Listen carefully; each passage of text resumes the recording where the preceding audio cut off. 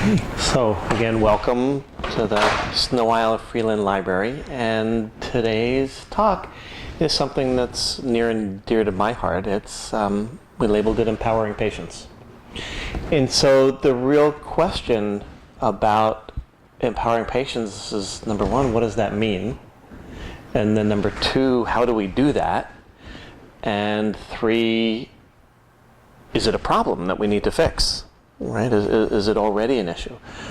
So, just a little bit of personal background. I've been in healthcare for about 26 years or so. I've been a chiropractor for 23 years. And it's always been a question for me about how to have patients or clients or others that are very active in their own health and well-being. I've had the blessing of not being in a healthcare profession that's very pedantic and very authoritative and very, you should do this, right? So it's always been for me a very collaborative relationship. But not all patients, I've noticed, have had that relationship with their healthcare providers. We come out of a generation and a time period where for a long time health professionals, and especially one's medical doctors, was held on a pedestal. Was the doctor told you what to do and you did it or you didn't. But it was a very one-sided conversation in many ways. And it didn't always empower patients. Patients often came away doing what they were going to do anyway. They didn't necessarily learn about how to make those decisions themselves. It was a paradigm where the doctor knew best.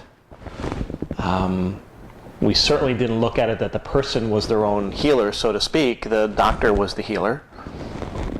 And so we've been emerging out of that slowly, piece by piece, with everything from the emergence of alternative healthcare and complementary healthcare, with the emergence of the internet and self-empowerment. A lot of different factors have started to really shift how people perceive their relationship with their health and with their healthcare providers. So a nice definition that's applicable for empowerment, what I found, was the process by which people gain mastery over their own affairs. Right? Simple. In other words, they're empowered to make their own decisions, to be able to get their own information, to be a part of their own healing process. And so I like that word empowerment, but there are other words or phrases that have come to be accepted or starting to be accepted. One of them is a practice or a doctor's relationship with a patient that's patient-centered. Right? In other words, I like the idea of that a patient sits in the middle of their own circle.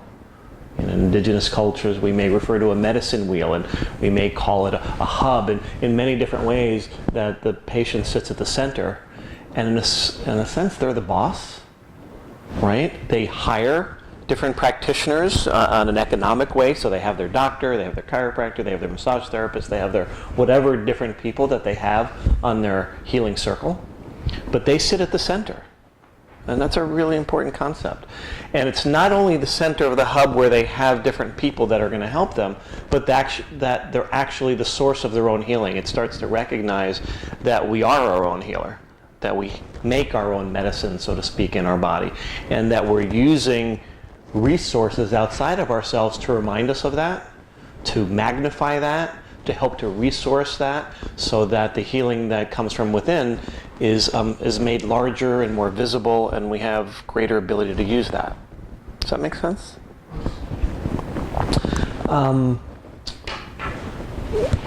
As we emerge into this time of a more patient-centered way of being, relationship between a person and their healthcare team, there are a lot of different aspects that I think are important about that. And there are a lot of different ways that paradigm is shifting, but that we can also foster and increase and help as somebody that sits in the middle of their own circle. I also like to look at it through the healthcare provider point of view, because it's as much of a learning curve for the patient as it is for the doctor a lot of times.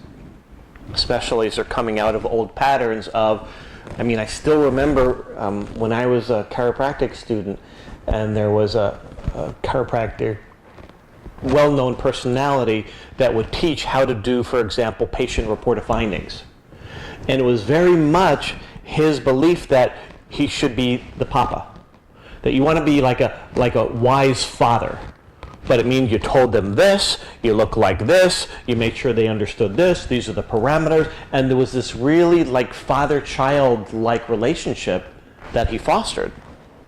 And it was a very dominant theme of how to do a report of findings back then. I never liked it, but I watched a lot of other people kind of buy into that. How do you be with a patient to be able to affect change? This is always a big question. In other words, as a provider, as a healthcare provider, the goal is health for the patient. But how do we get there? How do we empower the patient? How do we get them to make lifestyle changes? How do we get them to get the seriousness of their condition so that they take it seriously and they really do something about it, whether it's a back pain or diabetes or their heart disease or whatever it is? How do we cajole? How do we enforce? How do we empower? All those different words, we're kind of confused about how do we get them to do these things they need to do to get healthy. And personally, I could see over the last couple of decades, I've played with a couple different roles with that and had to explore them. For example, if you perhaps scare a patient, maybe they're more apt to take it seriously and do something about it. Well, that's one strategy. I think it has a lot of problems, but it was one strategy. Another one was to minimize. They come in with a serious problem, and you don't want them to be all stressed about it, so you minimize their problems. But the problem is that when you do that, that maybe they're not going to actually take it seriously enough to do it, and they may not be stressed by the talking about it, but they also don't make any of the changes. So somewhere in between there is a different model. So when we look at this client-centered approach, when we look at this patient empowerment model, we have to look at a variety of things. One of them is do no harm. And that just doesn't mean like the treatment that you're doing, do no harm. It also means how am I being in relationship with this person to do no harm? If I have to give them a diagnosis, or this is what we think you have, or this is what we need to do about this, how do we make sure and do that in a supportive way without scaring them and actually inducing trauma? Right? Because I certainly know that I've seen a number of patients over the years that come to me and tell me about experiences with other physicians, etc., and they'll never forget that day that the doctor said it this way, or really in a sense traumatized them and scared the heck out of them. And that does damage. So there's a lot of different aspects. We need to look at when we empower a patient, it means them becoming, them gaining and acknowledging the resources that they have. So in other words, one of them is we're used to, as healthcare providers, mostly talking about what's wrong. Most of the time, right? This is the problem, this is what you've been doing, this is where you haven't been doing this enough, it's resulted in this diagnosis, this is the problem, this is the treatment, everything's focused on the what's wrong. Well, part of a co-empowerment is starting to treat a person as a whole person and recognizing that our relationship has an effect on your healing and your capacity to heal. So one of the things is that we need to look at, we need to start talking more about what people are doing right and acknowledging the things that they're actually doing well. You got to remember, this is like a person-to-person relationship. Doctor-patient relationship doesn't sit outside of person-to-person relationship. So if we're hanging out with a friend or a family member and all they ever do is tell us what we're doing wrong, that kind of doesn't feel real good. And it's not so supportive. So we need to recognize as providers and as patients or clients that need to demand that they get what they need is a relationship in which they're treated with respect and also seen for who they are as more than just their disease or condition. I'm going to keep speaking to kind of both roles of both patient and doctor because I think it's important to see kind of the doctor's perspective, but it's also more important, or as important, to see it from your perspective, which is also, are you valuing yourself enough to demand that that's the relationship that you have with your physician? You know, I ask people all the time, who's their doctor? What's your relationship like? Does it feel supportive? And if I get the, it's all right. You know, he writes the prescription, he does this, he does that. Yeah, he's fine. to me, that's kind of a bare minimum. Like, at least he's not terrible, and they're not telling me something that they did that was awful or made a big mistake, but it's really a pretty mediocre response. So my question to a person that would say that is, and what's stopping you from finding something better? You know, do you care enough about yourself? Do you hold yourself with enough esteem to say you deserve better than, right?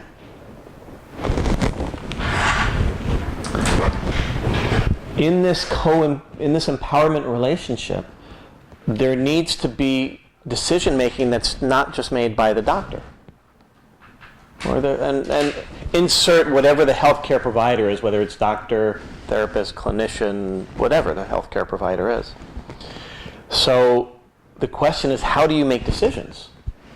If you have a problem and they tell you to do this and you don't want to do that, how do you develop a relationship where it's like, you know what, I'm not comfortable with that, and just because you said that, what other options do I have? Now, sometimes you might be given some attitude back with that. It's like, are you questioning my skills? I know what's best for you. And if you get that kind of rebuff, that's a pretty good sign that that might not be somebody that you want to continue to have that relationship with. So either you find a way to transform and change that, or you use the law of 2 feet, right, and head somewhere else. So I personally, on the island here, a lot of times I have new patients that come to me that just moved to the area. And so I'll ask them, have they found a primary care physician yet, for example, and they might say no. And many times people wait till there's a serious problem before they develop a relationship with their doctor. And I say that's a bad idea. And I said that's really the worst idea, because whatever you're going to go see them with, you're going to be really stressed out about that one particular condition, whether it's a pneumonia, your back, or whatever it is. And you're going to be really focused on this one thing. You're not going to be sitting there saying, you know, this is the kind of relationship that I'd like to have with you. I'm going to come to you at the times that I feel like I need to. I'd like to discuss them with you. I'd like to have a relationship where we talk about different approaches, and then you're going to give me your best feedback, because that's what I want and that's what I'm paying you for. And then I'll make the decision about what I'm going to do with that. And if you get at that relationship and like, this is not going to work for me, I do not do that with patients, then you go somewhere else. So I always encourage people to establish a relationship for the first time with somebody when they're not in a lot of pain, because your primary care provider especially is going to be a big part of your healthcare wheel, and especially when something serious happens. So how to discuss with your doctor and maybe set ahead of time. Sometimes, how do we do that when we only have 5 minutes, 8 minutes, 12 minutes or something with the doctor too? Well, I would certainly encourage talking to the staff and say, look, this is going to be my first time with the doctor. I'd like to do a consultation. I'd like to be able to just talk to him maybe before the exam. What would it take to do that? And they may give you a good answer, or they may say, nobody's ever asked for that before. And then you might ask, what might be a good way for me to tell him my concerns? Would it be helpful if I put some of them in writing first and maybe sent you an email or a letter so he could read that ahead of time before we met? And that might be more productive and efficient for his time. And they might say, that's a great idea. So I'm just trying to stir up the way in which we think about establishing that kind of relationship, and the elements in which are more ideal than one that just where we go in, they tell us what to do, we do it or we don't, and we come back the next time we're in real trouble. You know, that's not really about health, really. Yeah. So what are some of the elements? I made a list of several that I think are very important in this patient-centered, empowered relationship. One of them, that there's an emphasis of the whole person. In other words, not only is the doctor treating me as if, but I'm feeling like the doctor's treating me as if I'm a whole person, not just my condition. Right? That they're seeing me more than my skin condition. They're seeing me more than my whatever condition that I'm coming in with. That they understand that there's, not just my body, that there's also my mind and there's my life, and all of those things go into how I'm seen. So I want to be seen as if there's more than just my diagnosis. Okay. I like the idea of being seen for my strengths and my weaknesses. I like a trust relationship where I can also, I want to say, admit to or feel comfortable and safe sharing those things that I'm doing when I don't comply, for example. They recommended something and I didn't do it. I want to make sure that I can say, you know what, I didn't follow your advice, so that they know that I did or didn't do that. And if I don't feel safe enough doing that, again, not a good place for me, and I deserve something better than that.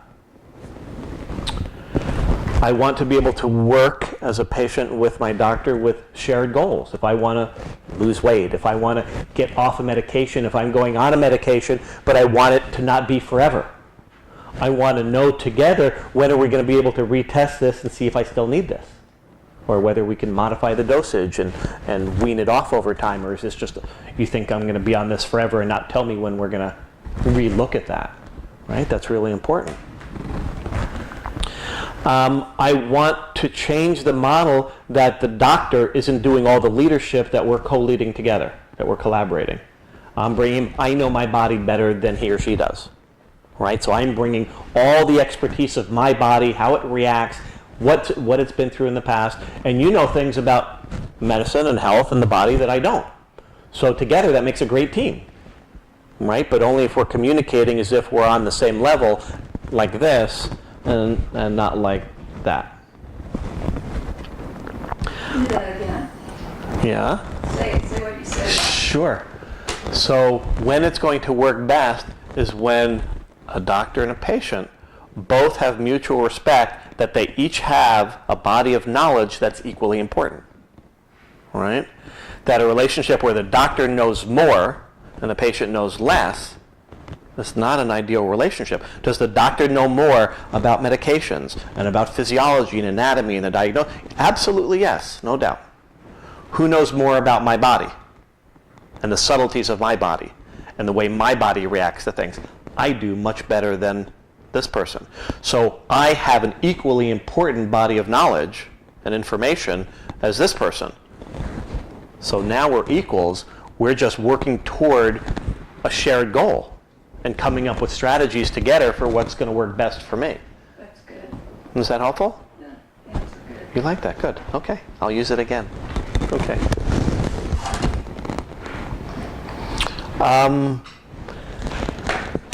A challenge of a doctor or physician and for a patient is how to increase their active involvement, right? Because especially in our older generations, we've come in that degree that I should be able to go to the doctor and they should fix the problem.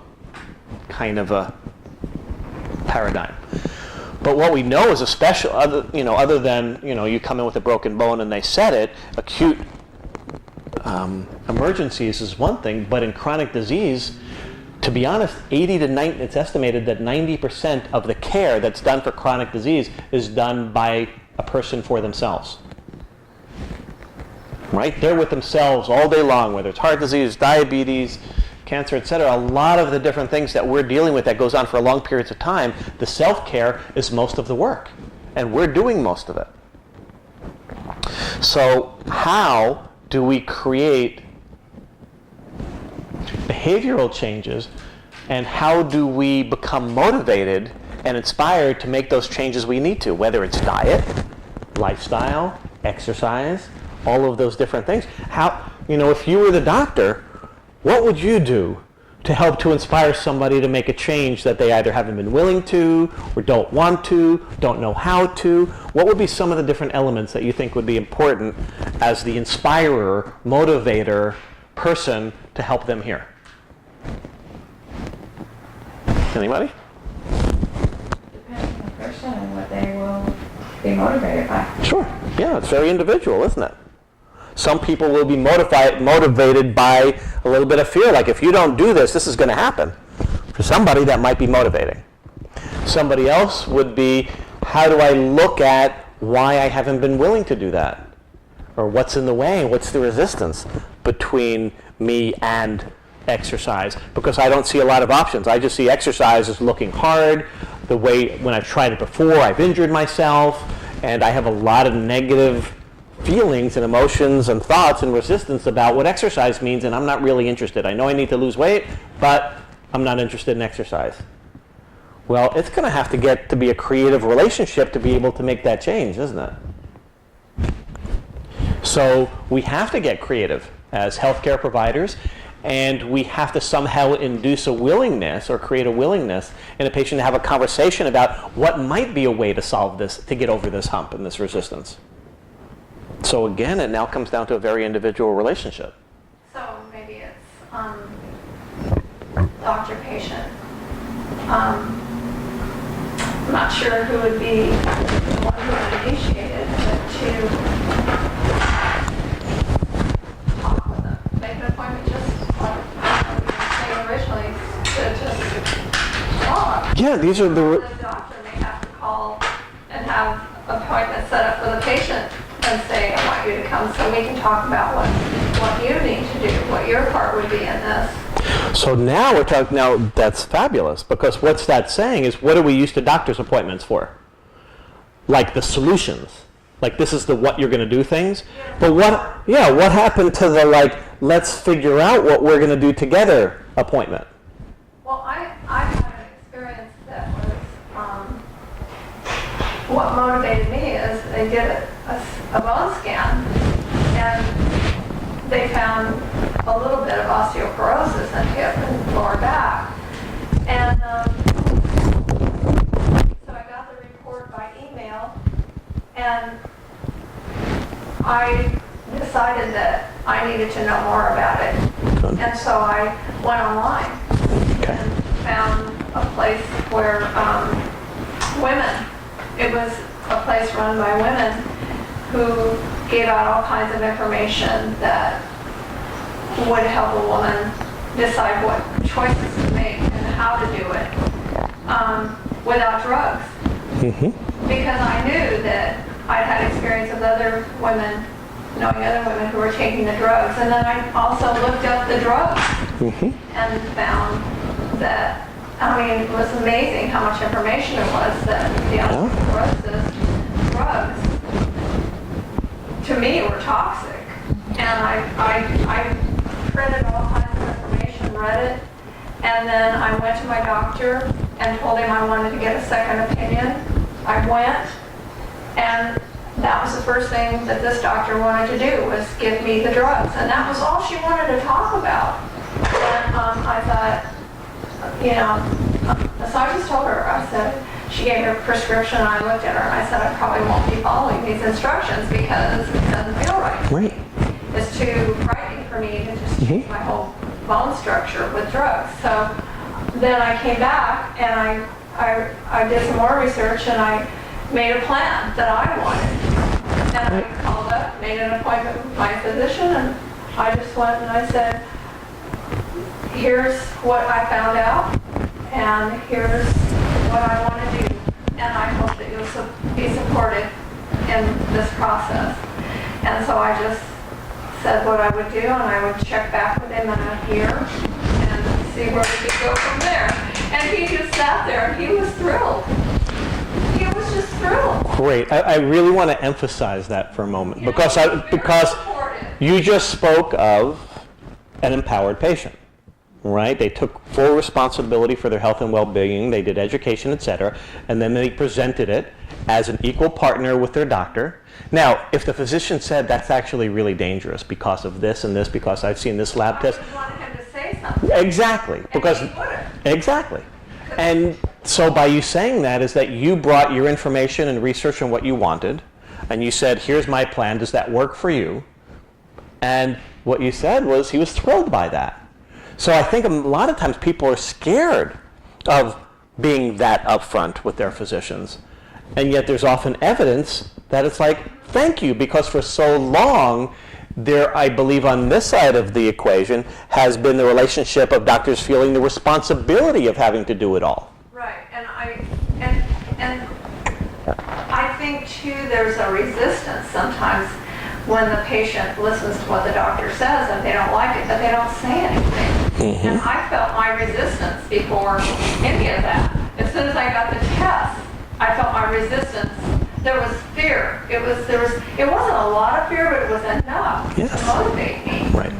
And I thought, well, the only way to deal with this is to get more information and decide what do I want. Yeah. And the what you just spoke to was very important, is in this time period, here's the flip side of both sides of the coin, is we have easier access to information than at any other time, clearly, with the internet. However, information in and of itself is not necessarily accurate. Just because it's online does not make it true. And it can cause trauma. In other words, I have seen repeatedly people so overwhelmed but of what they have found as the possibilities. So in other words, somebody looking up osteopenia has then moved into osteoporosis, that's then looked at pictures of people that are hunched over and reading about broken bone, and to the point that it just feels hopeless and helpless, and then they just become a rag doll that's totally disempowered by searching the internet. So one of... There's a lot that can be done without drugs. Yes, there is. I learned. And Yes. I made an agreement with the doctor that I would do my part in doing what I needed to do without the medicine. Which is fabulous. And we need to look at that medications is but one small aspect of the available ways of healthcare. Another thing that happened is I looked up through my insurance how much these drugs cost.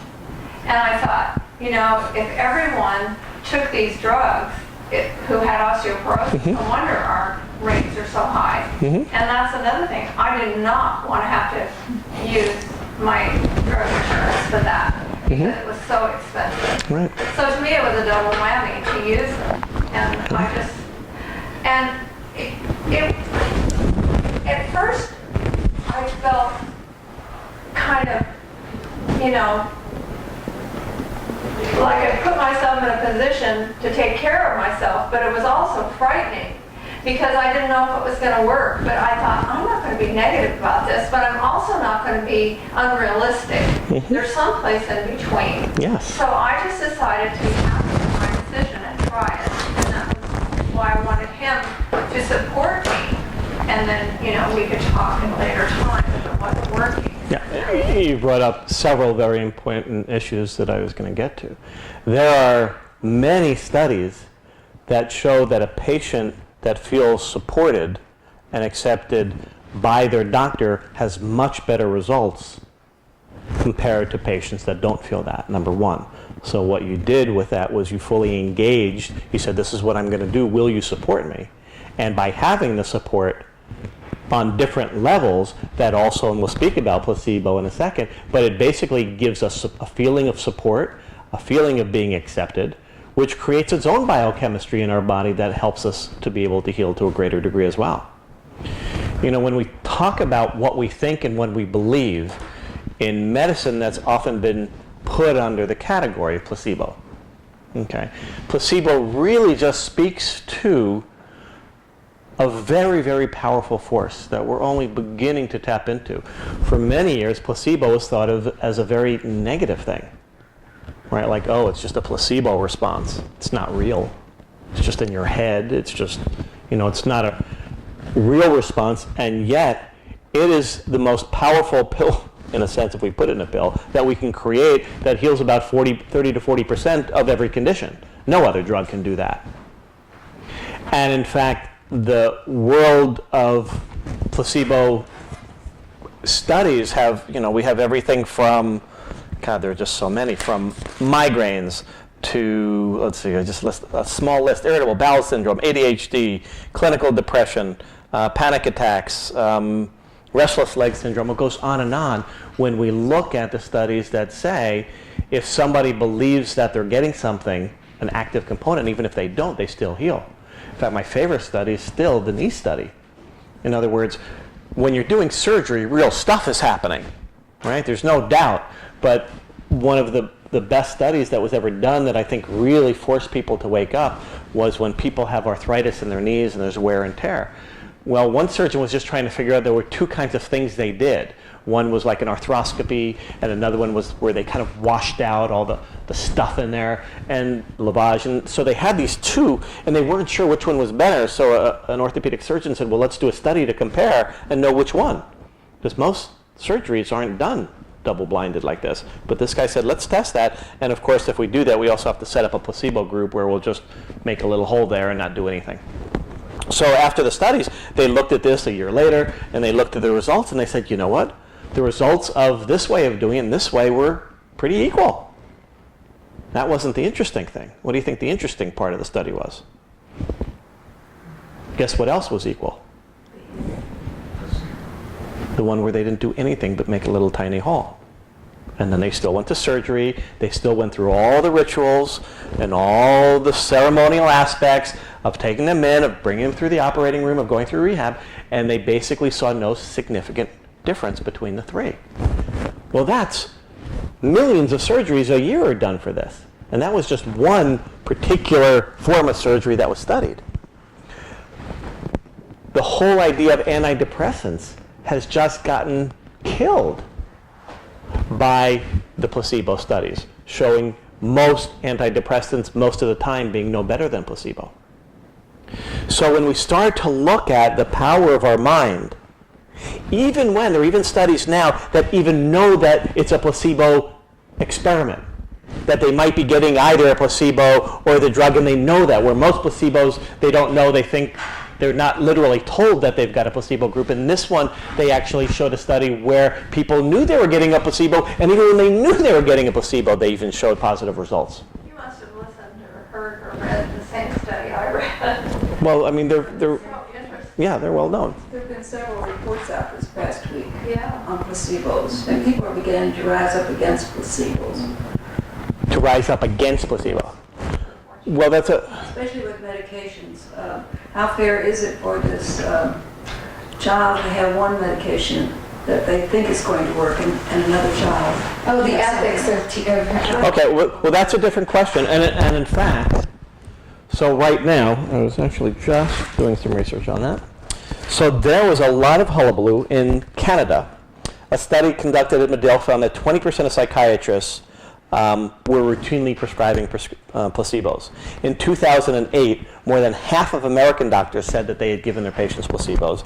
In Europe, in 2011, the German Medical Association sparked a debate encouraging doctors to keep a few placebos around just in case what they were doing weren't working. But the ethics boards question, now, this is an interesting debate. On one hand, an ethics board is going to question, if we have a medication that we believe works, is it ethical to give a placebo? But what that isn't saying and taking into account is, have we really proven over and over that this is twice as good as the placebo? Have we given the placebo effect a fair shot in those cases? And these, there's Ted Kapchuk over, I think he's at Harvard, and he's actually one of the few people that are really holds a position for studying placebo effects and really looking at that. So I think that in our very medicalized world, again, placebo has been kind of relegated to, the stepchild, so to speak. But what we're starting to see is the number of studies that if we enhance, and this is kind of my next question, is how do we enhance with consent a placebo type effect? So what does that mean? What is the placebo effect? That I think that what I'm doing is going to work, right? I think most of us call it hope, right? Yeah, okay. So in other words, how do I induce a placebo response in a patient without having to risk not giving them something that I think I should give them, say, if it was a medication? Well, what are those placebo enhancing things? Well, number one is they need to feel as if they are supported. Well, number one, it means having a supportive relationship, all the things we've been talking about. Number two, it means that they are given the hope that this really might help. That's been a huge debate, is I don't want to give false hope, right? That if the statistics show that 3 out of 10 people die from this condition, I have to tell you that, because those are realistic numbers so that you can make a decision. But we all know that there are a lot of ways that I could say that. I could say 7 out of 10 people after 10 years haven't died from this. Or I could say, 3 out of 10 people die from this. Just by changing my phraseology and still giving the same accurate information, I've elicited a different response in you. Question? So many people have felt so disempowered because so many of the meds have such harsh side effects. And what we know is empowerment is education, and so many folks have lost personal responsibility and accountability. They've lost that sense to know that they are the healer inside. And it's almost ironic when you look at how many folks don't have health care now, or it's expensive to go to the emergency room or whatever. People are actually being forced to look inside themselves and look for ways to heal thyself, to remember that. And to be lucky enough to be around someone like you who is so well insightful and educated to know that we are the ones paying you and you are a service to us. And we ultimately are the ones, placebo or nocebo or whatever effect, that we are our healers. And that's where the empowerment begins, from the inside out. I think that would be the transformative question if we took the exploration of how do I best, as a healing arts practitioner, what skills, what choices, what phrases, what etc. How would I be to elicit the greatest placebo response? That's a powerful question. In other words, how do I get the best response out of a patient so that they are most likely to feel in a state that they are going to enhance their body's ability to recover from whatever they're suffering from? How do I induce that? What do I do? What is that? That is a fabulous, fabulous question.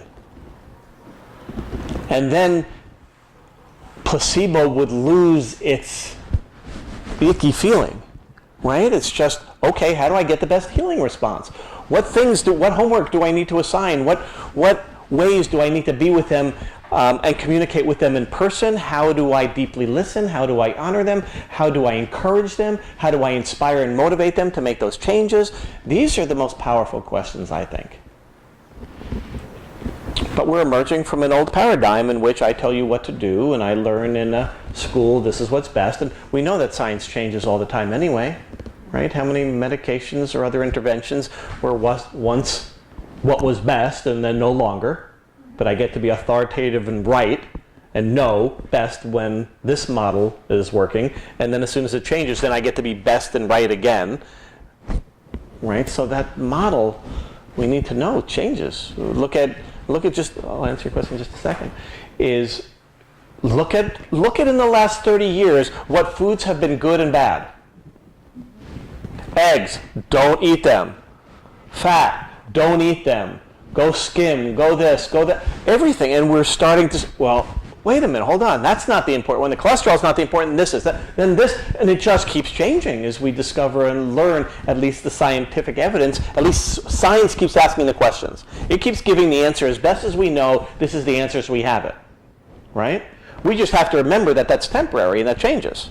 And we discover more and understand more. We can't accept it as this Bible of non-changing truth. Right? So it's like, maybe. From what we know, this is what looks best, but we'll see. We have to go by best knowledge. Yes? I was going to say, I was in that motorcycle accident in July, and when I went to the hospital, the doc said, get a hold of somebody in the next couple of days. And when I got back, I kept calling, and nobody would take me in. And I called like 6 people, doctors, and they said, we'll put you on the waiting list. And the trauma, I didn't realize that when you get in an accident like that, the trauma needs to subside some, the inflammation needs, nobody said that. So then that induced more trauma because I was in so much pain and nobody was answering any questions. It's like, what's wrong with this picture? And finally somebody had the insight to say, you've been traumatized. We need to wait this many weeks before you come in. And I think about things, how people are so scared and they're in so much pain and they're traumatized. And you know this, it ingrains itself, right? And it creates neural pathways for it. So anyway, it's that education to say you're all right. You just need to wait a little while. Simple little words to say to alleviate some of the stress. It is simple. And this, we forget, or many people forget, that stress is as damaging as a bacteria or a virus. Right? It causes a stress response in our bodies that develops patterns and decisions and causes hormonal changes and brainwave changes, and just it goes on and on. So the stress of just not getting back to a patient, I mean, how many people have been waiting for a test and, you know, the test is probably in, but they've had to wait 4 extra days or over the weekend or something? Well, I'm sorry, but a stressful state in 2 to 3 days can be immensely harmful. There are a lot of things that happen in the doctor's office or before you get into the doctor's office. I came here from the Midwest in 1997, and I've just not been able to settle into a doctor. And my husband was fine. He was with a pretty good insurance group and medical group off the island. And through this illness, I was able to work with them really well. And they always thanked me for what I did in my research. And they followed what I would suggest. Great. Live for a long time.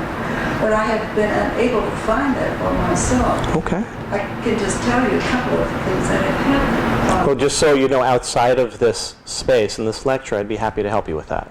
Right. Okay.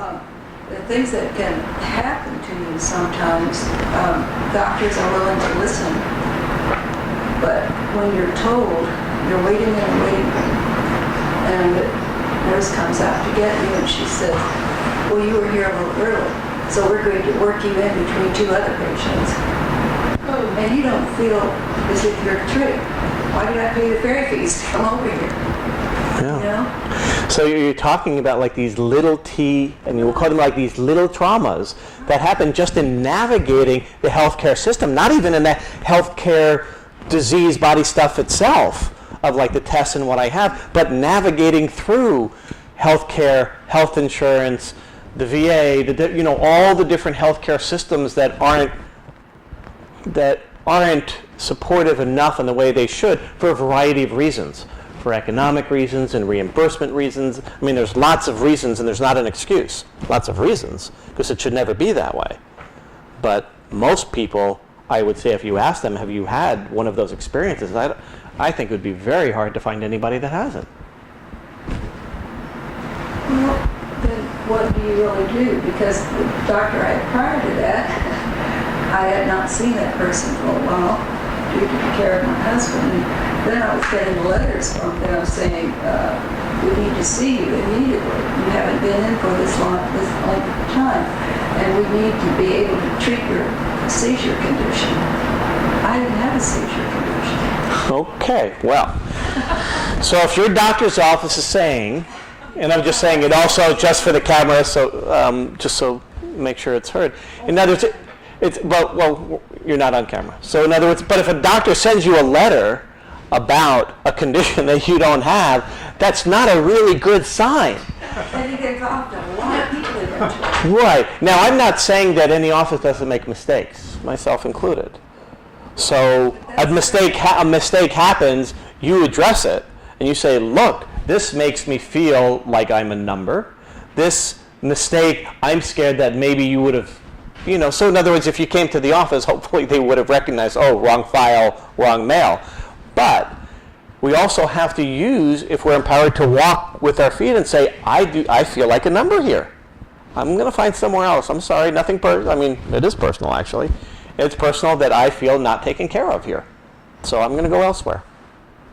That's a really stressful thing, then to find someone else who's willing, and you need all the reasons that Right. sometimes happen. So this is a good challenge that you're speaking to. Is number one is the stress of finding a new physician sometimes. Ultimately, it's worth it, I believe. And that's why I think most people, whether they find a good massage therapist, chiropractor, acupuncturist, medical doctor, whatever, once they find them, they often stay with them until they move or till the doctor retires, right? Because you know what's involved to find one that you feel good about.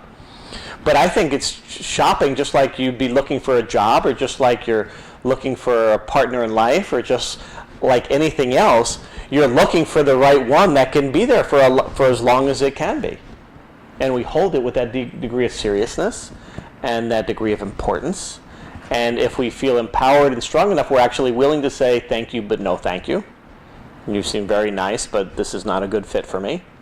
And I'm hiring you. You know what? If you were an employer and you had somebody that came to work for you, you'd say, you know, nice person, but your resume, you don't have the skills for this job. So I'm sorry, but I'm sure there's another job for you, but you don't fit the bill. So I'm not saying that's necessarily easy to do, but I think it's really important to learn how. Yeah, I know you can. A little bit of stress interviewing them, right? And I want you to look at it that you're actually interviewing them, right? You're interviewing them, not vice versa. Well, it is vice versa. It's both, right? Because I also want to make sure that with every client of mine that it's a good fit. And if it feels like this person is not, I'm not going to be able to do my best with this person for whatever reason, or they don't feel, this just doesn't feel right, then I really should say that it should feel that way for both parties. Ideally. Sorry, that was the wrong question. It's not the wrong question. But It's perfect. If you are to have a 20-minute appointment and you, after 12 minutes, you're gone, or 10 minutes, that's not very... It's not. That's where I was saying from the beginning that we need to really, I think that patients need to start forcing, in a sense, that interview. And we need to start really requesting that and making that happen. And it might be, that's what I was saying, is sometimes we have to get creatives. Look, I want to interview the doctor and I want to do a consult to find out if he's a right fit for me. Would it be helpful if I sent an email? If I sent a record? In other words, if we start having people that do that more, I think that we'll also find more doctors like the one that she said, like surprisingly, when I told them that this is what I'm doing, and will you agree? Instead of getting angry and saying, you're not my patient anymore, who do you think you are? They actually loved it. So I think that as patients, we need to start demanding that. With my doctor, the hurdle to cross for me was actually saying, will you support me in this? Yes. And, what's he going to say? Yes, because he could have had multiple reactions, couldn't he? No, I can't. If I'm not in charge, then this is not the kind of doctor-patient relationship I accept, and you'll do it this way. He could have. But you took the courage, and you did your research, and you felt solid in what you were asking for, and you asked for what you needed. And when I walked out, I felt relieved Right. because I made a decision that, I could deal with and Right. he could deal with. And Yes. I just did not want to take that medication. Right. And I knew that I had to, do something else that would be helpful to the situation. So when I left, I thought, oh wow, now I can just go on my own. I think I didn't really finish tonight because of my husband's situation. I only slightly mentioned that. I had good rapport with all of his doctors, and we had a list of specialists and such. I could email any of them, and they always returned that. Beautiful. I could have telephone appointments with them, and they always very good with that. And we discussed medications, and he was never given anything that I didn't approve. Fabulous. I think that kind of story needs to be shared a lot. And it really, those things, especially if you're going over to the other side for medical appointments, if you can do some of that by phone or by email or whatever, and then there wasn't the stress of him having to go that distance, but I just thought it was fabulous, the ability to be able to work with all of those doctors. Good. And the respect that they gave me. These are stories that need to continue to be shared because there are many people that might even think that's not possible. I mean, 2 stories just in this room would be beautiful stories. Imagine if it was just a short story in a newspaper article. I'm just making that up for a second, or a story you heard on NPR or whatever. Because we also need, just like a doctor needs to acknowledge the strengths of a patient and not just the problems, we also need to do the other way. So that people know that that's possible, know that that's happening, and I want to say almost expect that level of care. If more people knew those stories are out there, they expect a higher level, and anything other than that is not acceptable. So we're raising our standards. On one hand, we're escalating in our levels of healthcare in some ways. We're going down in some others. But in a sense, we're also going full circle back to when we look to indigenous cultures and we look back to healing the way that it's been for centuries. It was always personal. There was always deep healing. There was meaning to the process of healing. It wasn't just here, do this. right? It was done in context and ceremony and relationship and looking for the meaning and purpose of why this is happening to me and trying to be able to resolve what's been unresolved in order to heal from this, not just have this, the beauty of medications is it's saved a lot of lives and done a lot of wonderful things. On the other hand, it's also taken a lot out of the heart of healing. That we could just take a pill and do this and have the symptoms go away is very different than looking for what have I been doing that really allowed that to happen. So I was just wondering if that isn't a meaning for holistic. Well, I would say that is part of holistic, is finding meaning in one's illness, in finding what one needs to learn to be able to heal from. There's a sense of holism. It's not just a body. It's not just a physical thing. How I think about what I have affects what I have. How I feel about my body and what I have affects my immune system, which affects my ability to fight something off. My body gives me signs of what's happening. I look at, I learn from how I feel, how I believe about it, how I approach it, and we just keep that cycle through. And that is a very holistic approach. But I have also known people here on the island that, not just here, I can't refer to it, just other places. Right. Mm-hmm. That the holistic, sometimes people have a way of confusing that. Well, I would say yes, and some people can confuse any approach, but people that I know who take medications from several doctors, and then they still go to the supplement store and they've got a load of, and they take the supplements. And sometimes doctors don't really know what that patient is taking. Well, that's absolutely correct. In other words, if we don't have a relationship with our physician that I began with, that we can't say, look, this is what I'm doing, I need you to know that, so that they can adapt their strategies. That's our it's two parts. One, it's our responsibility to share that and to create a relationship that we can do that, to demand that. On the other hand, we've also been kind of intimidated by the system to not feel safe to do that we might be ridiculed or given the eye roll or whatever by a physician. That's happened. So both of us hold responsibility to be able to create that, because holistic doesn't mean taking a medication here and taking a supplement here. That's not really a holistic way of looking at it, but it is involving what we call allopathic medical treatment and non-allopathic treatment, whether it's an herb or a vitamin or whatever the intervention is. So a holistic approach really starts to broaden it out of different approaches and natural approaches, but also mind-body approaches. So many different ways. So we're winding down. I was going to go ahead and ask any other questions. You know the work of John Sarno, Of course. healing back pain. Sure. So I wonder if you could talk a little bit about that mind-body connection. That's a whole nother 2 hours. It is, but I still have to answer. So for those that don't know, John Sarno ran a pain rehab center for many, many years. And in it was really late 70s, I believe, he started to make a name for himself.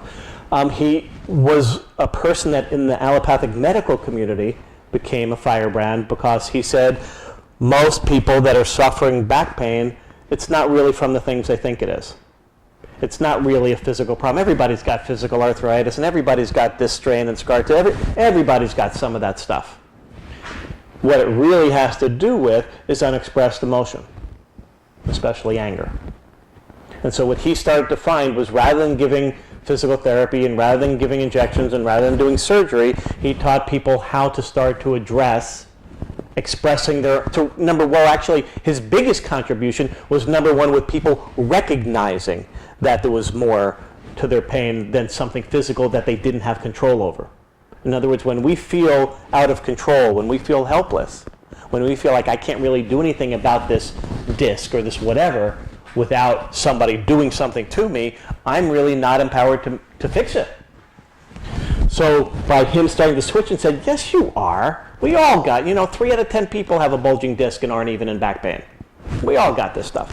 But what you do have is you have a body that's fighting against itself because you have all these unrepressed feelings and emotions and other things that you're not letting out. They're staying within you and in a sense attacking yourself and causing your pain. Number one, just starting to recognize that started to shift people into a place of having some empowerment over their own condition. And that changed everything. So he started to say, at the beginning, he said, all right, I need to, in only 1 or 2 or 3 sessions, teach people about this. And then he'd still refer to physical therapy and other things he did. Then he said, I don't even think we need that. I just need to teach them about this. And so he constructed a way of basically where we started, empowering people to be able to know that they were their own self-healer. So yes, he was ahead of his time in the medical profession. There's certainly many people since. And as a teacher of EFT and working with emotions, it's a big part of my life and Alina's work. We teach this work. But he was early in speaking that. So yeah, a lot of kudos to John for being ahead of his time. And here comes the rain. So any last questions as we start to wind down? Any other? I think educate yourself. Educate yourself, yes, and every doctor should support you in educating yourself. Now, when you're in a place of stress with a diagnosis, one of the things that Alina and I both recommend is if you're in a place of really being suddenly given something scary, have a friend do it. Right? Have a friend do the research on the internet because you're going to find all the worst case scenarios and you're going to scare yourself even worse. So have a friend and say, look, this is how, you want to support me? This is how you can support me. Find useful information that's out there and do it for me and bring the best of that information to me, because on the internet you're like, oh my God, and that leads you to there, and oh my God, I didn't know it could be that bad, and that, right? Yeah. It's like being in a really bad support group, right? Maybe we ought to type and search the positive look at such and such. Yes, well, that's what you kind of coach somebody in, and having allies that do that for us is really important, because when we're in fear, we're not just looking for that. We're just gathering wherever we look. So that's kind of dangerous. I can remember back when antibiotics first came. You can remember when antibiotics first came out? Yeah. Yeah. But people thought it was the cure for everything, Right. and even younger people. Well, antibiotics was a miracle at the time. Sure it was. Right. And they were angry if they didn't get it then. Yes. Well, we helped to create the scenario that we established by that, right? We gave the power over to the antibiotic, we gave the power over to the doctor, and then we became less empowered, and then we demanded that, and we all are responsible in some ways for creating the scenario we created. But now we have to take responsibility for changing it. So I think that's probably a good stopping point right there, that we take responsibility for not having created the system and the problems, but now we're going to be responsible for finding a way out. So I will be here if you have any further questions. We're going to go ahead and wind it down here. I want to thank you for coming out on what is now a very rainy day. And Wants to go out to your vehicle now. I appreciate that. So thank you very much for coming.